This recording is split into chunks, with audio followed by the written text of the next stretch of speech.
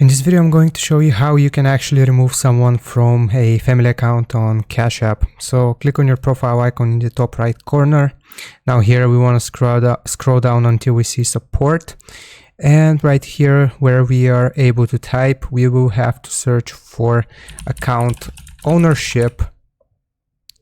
And then we have to click on this option right here, the first one. So if this is the case for you, you can read this, but it basically says that if you turn 18, the person will be allowed to create a new account, a Cash App account, and then they will no longer be associated with the family account, so on and so forth. You can read through this, but if this isn't the case for you and you just want to remove someone from a family account, then what you got to do is click on contact or chat right here at the bottom, and then you got to explain your issue. You can say that so and so, I would not like to have the person in my family account, we are not relatives, so on and so forth. You can explain your issue right here, and then support will get back to you saying whether that's possible or not and how long it's going to take. So that is the actual way of how you can remove someone from your family account on Cash App. Hope this helps. Don't forget to like and sub, and I'll see you next time.